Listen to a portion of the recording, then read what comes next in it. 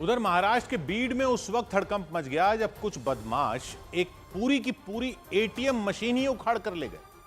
देर रात हुई इस घटना के बारे में जिसने भी सुना उसके होश उड़ गए, क्योंकि उन बदमाशों ने महज 2 मिनट में इस घटना को अंजाम दे दिया और उस एटीएम मशीन को उखाड़ कर ले गए। इससे पहले 2 नकाबपोश बदमाश उस एटीएम बूथ के अंदर घुसते दिखाई दिए। उनके हाथ में पीले रंग की एक मोटी रस्सी भी नजर आई। उनमें एक बदमाश ने अंदर घुसते ही उस एटीएम मशीन को रस्सी से बांधने की तैयारी शुरू कर दी, जबकि उसका साथी दरवाजे पर खड़ा होकर उसकी निगरानी करता नजर आया। उस बदमाश ने अच्छी तरह से एटीएम मशीन को रस्सी से बांध दिया। उसका साथी भी उसकी मदद करता दिखाई दिया। दोनों ने साथ मिलकर उसे उखाड़ने की पूरी तैयारी कर ली। इसके बाद एक बदमाश एटीएम बूथ से बाहर चला गया। कुछ सेकंड बाद दूसरा बदमाश भी वहां से बाहर निकलता नजर आया। एटीएम बूथ के बाहर उन बदमाशों की सामान ढोने वाली एक गाड़ी खड़ी हुई थी।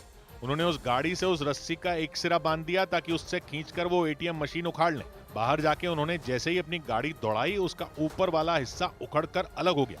यानी पूरी की पूरी मशीन को उखाड़ने की उनकी पहली कोशिश नाकाम हो गई। लेकिन इसके बाद भी वो बदमाश अपने इरादों को पूरा करने से पीछे नहीं हटे। अपनी एक कोशिश फेल होने के बाद उन्होंने दोबारा उस एटीएम मशीन को उखाड़ने की कोशिश की। जानकारी के मुताबिक उस एटीएम में 21 लाख से भी ज्यादा रुपए भरे हुए थे और इसीलिए वो बदमाश दोबारा उस एटीएम बूथ के अंदर घुसते दिखाई दिए। इस बार उन्होंने उसके नीचे वाले हिस्से को अच्छी तरह से उस रस्सी से बांधा।